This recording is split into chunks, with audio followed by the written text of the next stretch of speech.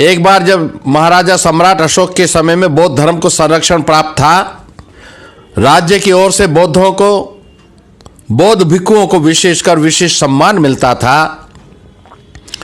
तो इस सम्मान के लालच ने उन लोगों को भी भिक्षु बनने के लिए प्रेरित किया जिनके अंदर भिक्षु बनने की योग्यताएं नहीं थी।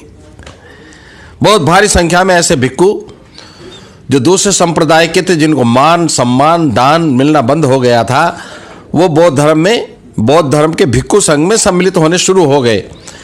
संख्या बहुत बढ़ गई। जो योग्य भिक्षु थे, शीलवान भिक्षु थे, विनय सम्मत भिक्षु थे, धर्म के अनुसार अपनी जीवन चर्या को चलाने वाले भिक्षु थे, ये बात उनके सामने प्रकट हो गई, स्पष्ट हो गई कि कुछ भिक्षु धर्म का विनय का पालन नहीं करते हैं, पालन विनय पिटक का नहीं करते हैं, उसके बल्कि कई बार तो विरुद्धाचरण करते हैं। उनका तो खाली एक ही काम है, 3 काम है। वो क्या है? खाना, सोना और हगना।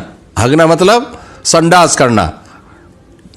तो ये जब बात प्रमुखता से नोट की गई तो बात सम्राट अशोक तक भी पहुंची। और जब बात सम्राट अशोक तक भी पहुंची तो सम्राट अशोक ने अपने राजगुरु मोगलीपुत्र तिस्स से सलाह करके उन भिक्षुओं का निष्कासन निश्चित किया जो धर्मानुकूल नहीं थे, जिनकी जीवनचर्या धर्मानुकूल नहीं थी।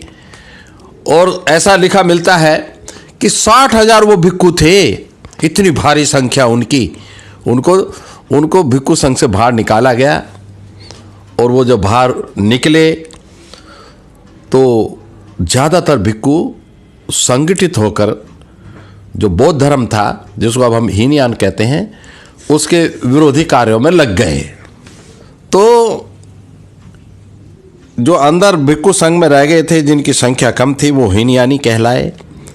और जिनको निष्कासित कर दिया गया था, जो संख्या में बहुत ज़्यादा थे, वो महायानी कहलाए। आज हम देखते हैं